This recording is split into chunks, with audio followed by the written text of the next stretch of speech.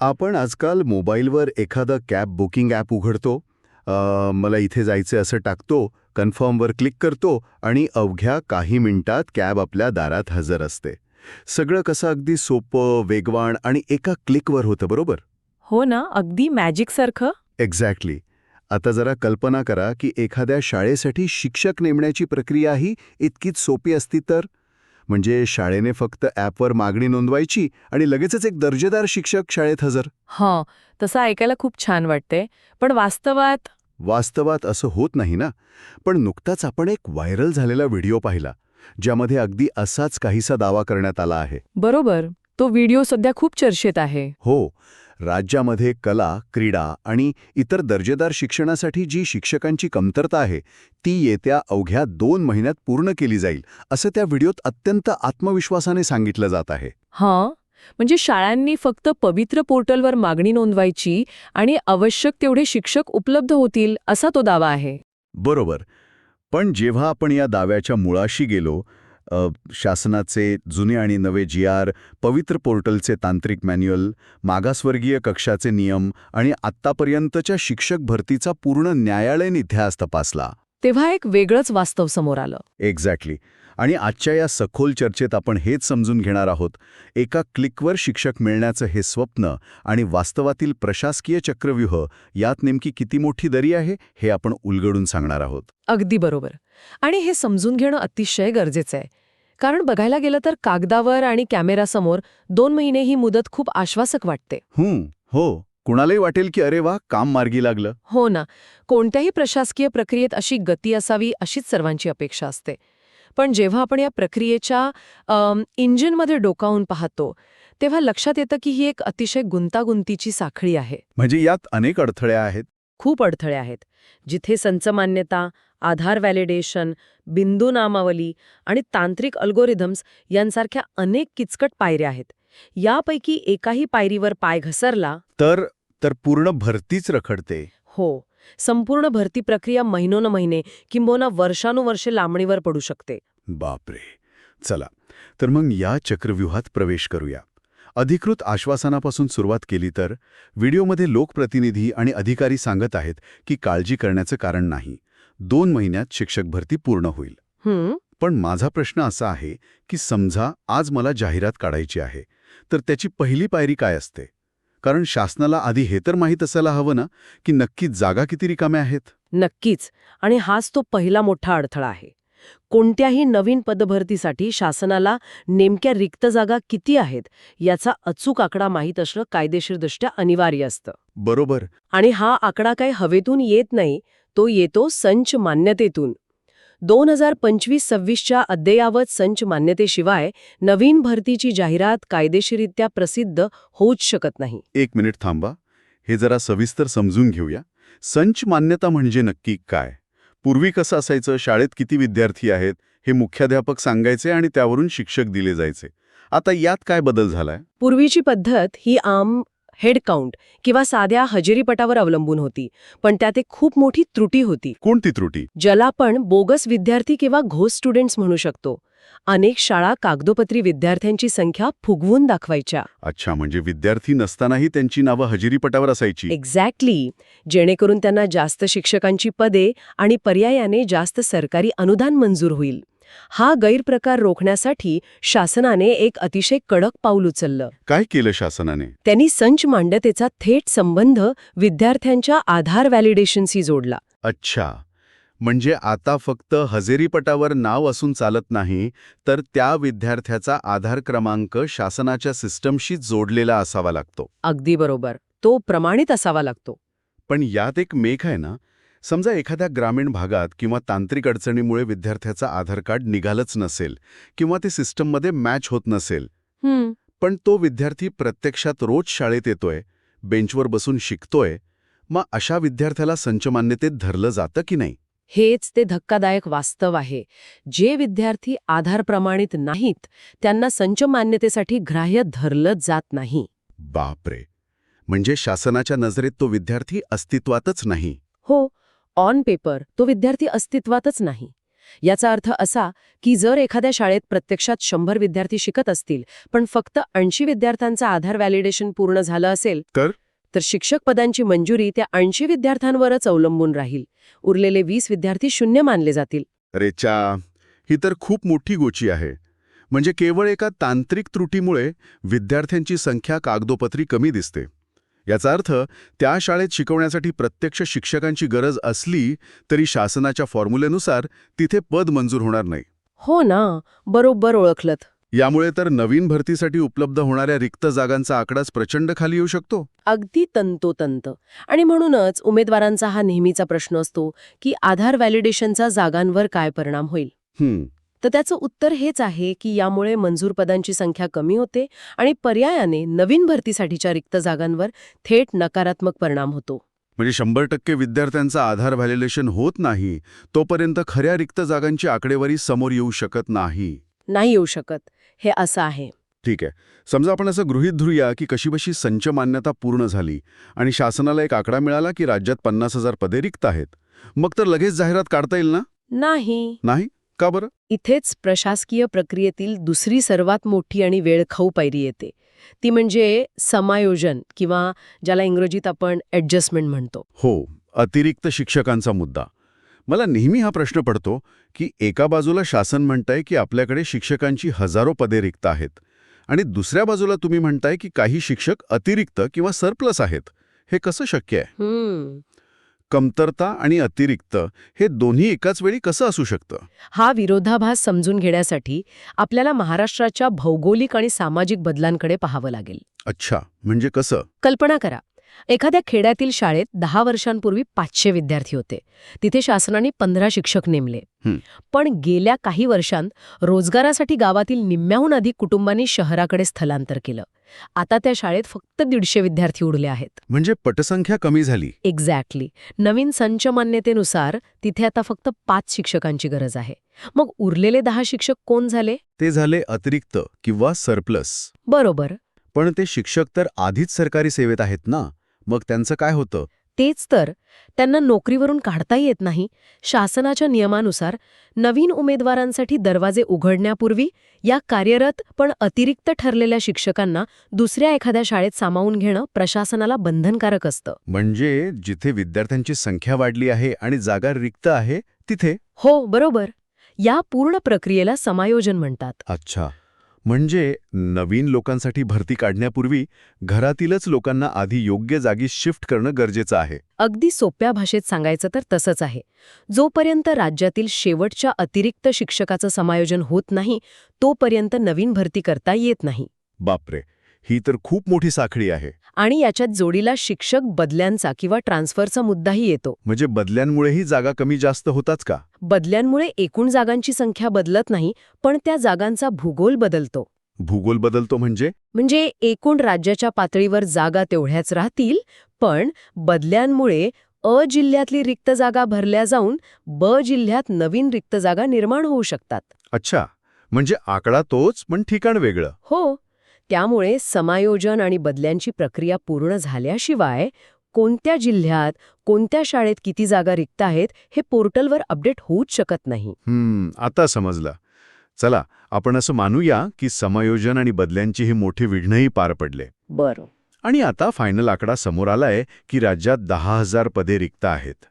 मग आता तरी जाहिरात येईल, कारण उमेदवारांना हेच जाणून घ्यायचं असतं की या 10,000 पैकी माझ्या कॅटेगरीसाठी नक्की किती जागा आहेत. हे जाहिरात येण्यापूर्वी पाहता येईल का? नाही.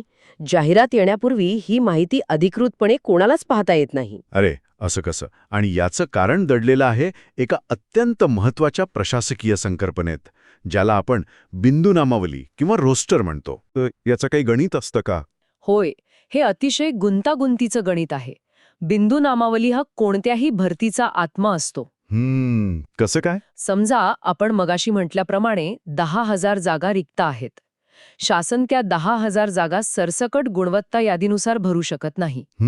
बरोबर. आरक्षणाचे नियम असतात. एक्झॅक्टली. भारतीय राज्यघटनेनुसार आणि राज्याच्या कायद्यानुसार या जागा वेगवेगळ्या सामाजिक प्रवर्गांमध्ये म्हणजे खुला, ओबीसी, एससी, एसटी अशा प्रवर्गांमध्ये विभागल्या जाणं अनिवार्य असतं. यालाच आपण उभे आरक्षण किंवा व्हर्टिकल रिझर्वेशन म्हणतो ना. हो, जिल्हा परिषद किंवा संबंधित खासगी व्यवस्थापनाने आपली बिंदू नामावली अद्ययावत करून प्रत्येक जागेवर कोणाचा हक्क आहे हे निश्चित करावं लागतं. पण फक्त शाळेने किंवा जिल्हा परिषदेने रोस्टर तयार करून भागत नाही ना, त्याला कोणाची तरी मान्यता लागते असं ऐकलं मी. अगदी बरोबर ऐकलंय. त्याला मागासवर्गीय कक्षाची किंवा बीसीसी सेलची कायदेशीर मान्यता आणि प्रमाणीकरण लागतं. अच्छा. आणि इथेच प्रक्रियेला सर्वात मोठा ब्रेक लागतो, कारण मागासवर्गीय कक्ष केवळ शाळेने दिलेल्या कागदावर डोळे झाकून शिक्का मारत नाही. मग ते काय करतात? ते त्या शाळेचा किंवा संस्थेचा मागच्या 20-25 वर्षांचा भरतीचा इतिहास तपासतात. 1 मिनिट, 20-25 वर्षांचा इतिहास?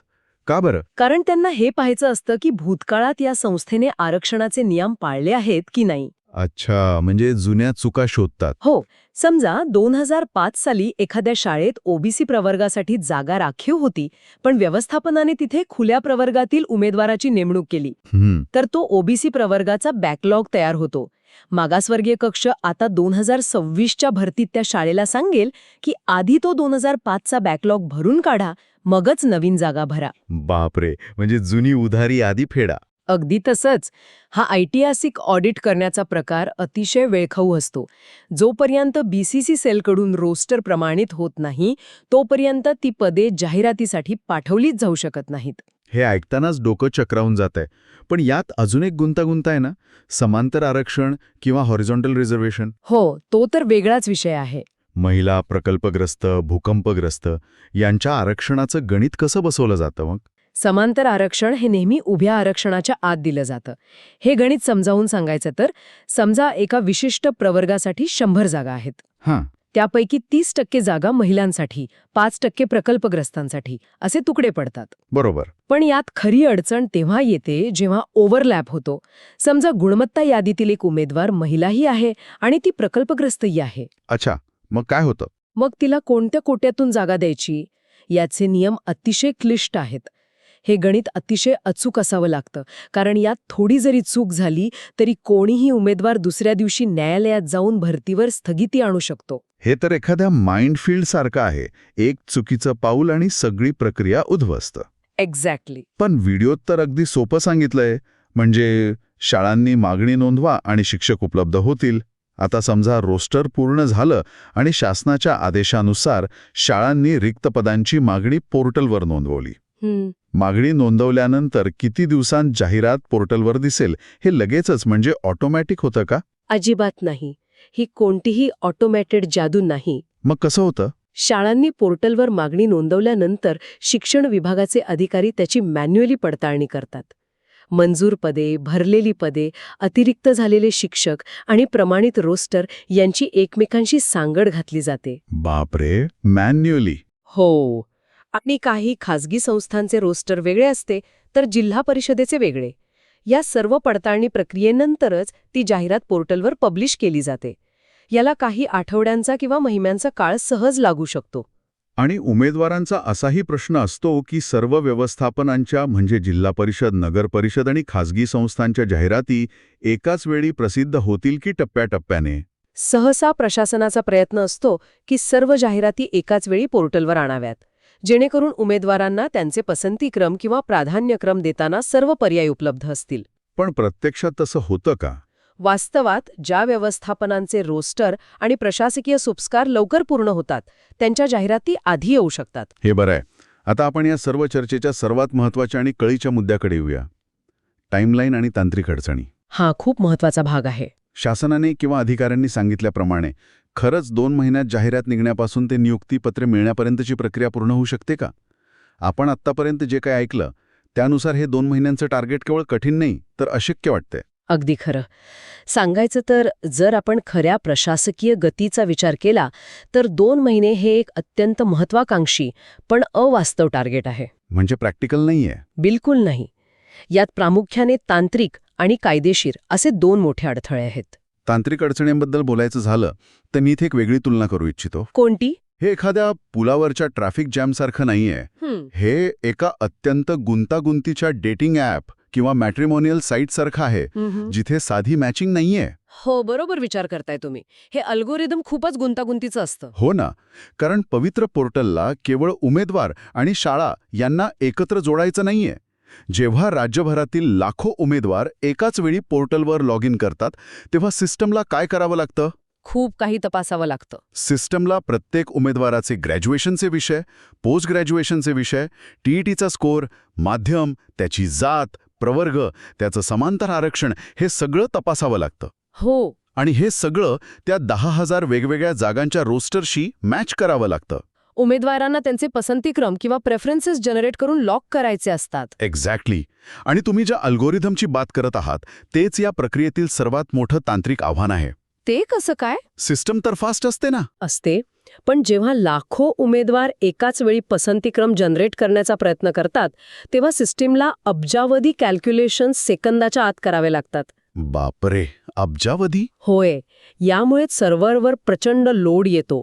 सर्व्हर डाऊन होणे, OTP न येणे, सिस्टीम हँग होणे हे यामुळेच घडतं. मग अशावेळी जर पसंतीक्रम लॉक करताना पोर्टलवर तांत्रिक बिघाड झाला तर उमेदवारांना साहजिकच मुदतवाढ द्यावी लागते, बरोबर? होय, प्रशासनाला मुदतवाढ द्यावीच लागते.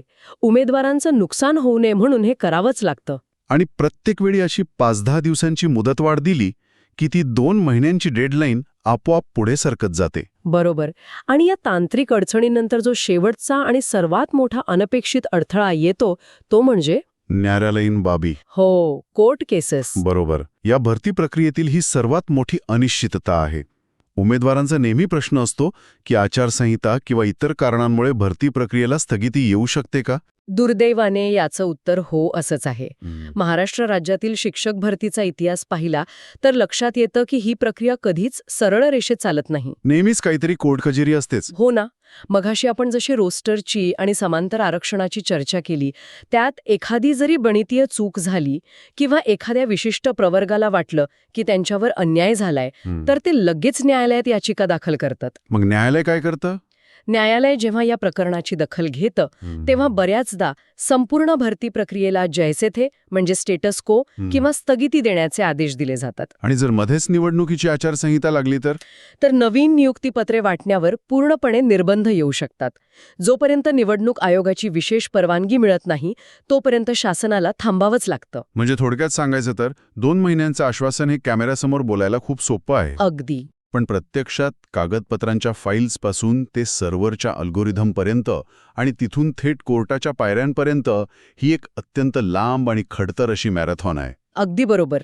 प्रशासनाचा हेतू नक्कीच चांगला असू शकतो. दर्जेदार शिक्षणासाठी आणि रिक्त पदे वेळेत भरण्यासाठी ते प्रयत्नशील आहेत यात शंका नाही. पण आधार व्हॅलिडेशन, अतिरिक्त शिक्षकांचं समायोजन, बिंदू नामावलीचं ऑडिट आणि पोर्टलची तांत्रिक क्षमता या वास्तववादी आणि अनिवार्य पायऱ्या ओलांडल्याशिवाय नियुक्तीची अंतिम रेषा गाठताच येत नाही. हे मात्र खरं आहे. घाईघाईत काढलेल्या जाहिराती किंवा चुकीचं रोस्टर बऱ्याचदा न्यायालयात अडकतात, ज्यामुळे 2 महिन्यांचं काम 2 वर्ष रखडतं. त्यामुळे प्रशासनाला प्रत्येक पाऊल अतिशय सावधगिरीने टाकावं लागतं. यातून आपण काय अर्थ काढायचा? एकीकडे विद्यार्थ्यांच्या भवितव्यासाठी दर्जेदार शिक्षक लवकरात लवकर शाळेत पोहोचणं गरजेचं आहे, पण दुसरीकडे ही एक भली मोठी आणि संथ गतीने चालणारी प्रशासकीय यंत्रणा आहे. उमेदवारांनी आश्वासनांकडे सकारात्मकतेने पाहावे, पण त्याचवेळी या प्रक्रियेतील वास्तवाचं भानही ठेवावं. हो, कारण कोणत्याही भरती प्रक्रियेत संयम हा सर्वात महत्त्वाचा घटक असतो. नक्कीच. या संपूर्ण सखोल चर्चेच्या शेवटी एक असा विचार जो कदाचित आपल्याला या संपूर्ण व्यवस्थेकडे पाहण्याचा दृष्टिकोनच बदलून टाकेल. कोणता विचार? आज आपण पाहिलं की शिक्षकांची अचूक गरज ही विद्यार्थ्यांच्या आधार व्हॅलिडेशनवर आणि त्यांच्या प्रत्यक्ष पटसंख्येवर इतकी जास्त अवलंबून आहे. हो, बरोबर. संच मान्यता, समायोजन, रोस्टर या सगळ्या गोष्टी करण्यासाठी शासनाला कित्येक महिने लागतात. हो, बरोबर. पण जरा विचार करूया, विद्यार्थ्यांची पटसंख्या ही काय दगडावर कोरलेली रेघ नसते. ती दरवर्षी किंवा दर 6 महिन्यांनी बदलत असते. काही विद्यार्थी शाळा सोडतात, काही नवीन प्रवेश घेतात. आकडा सतत बदलत असतो. पद्धतीवरच का अवलंबून आहोत? हा एक खूपच महत्वाचा मुद्दा आहे. तंत्रज्ञान इतकं पुढे गेलं आहे, आपण आर्टिफिशियल इंटेलिजन्स म्हणजे AI आणि क्लाउड कम्प्युटिंगच्या जगात जगतो आहोत. मग शिक्षण व्यवस्थेला अशा जुनाट आणि संथ प्रक्रियांऐवजी एखाद्या आधुनिक रिअल टाईम भरती प्रणालीची गरज निर्माण झाली आहे का? रिअल टाइम भरती म्हणजे कसं? अशी एखादी सिस्टम जिथे एका बाजूला शाळेत विद्यार्थ्यांची संख्या बदलली की दुसऱ्या बाजूला सिस्टममध्ये लगेचच रिक्त जागेची रिअल टाईम नोंद होईल. त्याच क्षणी रोस्टरचा अल्गोरिदम आपोआप अपडेट होईल आणि पात्र उमेदवाराला त्वरित नोटिफिकेशन जाईल. बापरे, हे तर खूपच ॲडव्हान्स आहे. हो ना, भरती प्रक्रिया ही 10 वर्षातून एकदा होणारी एखादी महाकाय घटना न राहता ती एक सतत चालणारी, वेगवान आणि पारदर्शक साखळी बनेल. जणू काही एका क्लिकवर कॅब बुक करणे इतकी सोपी. खरंच, जर असं झालं तर खूप वेळ आणि ऊर्जा वाचेल. कदाचित हेच भविष्यातील शिक्षण व्यवस्थेचं उत्तर असू शकतं. यावर नक्की विचार करूया. आजच्या या सखोल चर्चेत आपण इथेच थांबूया. नक्कीच. धन्यवाद.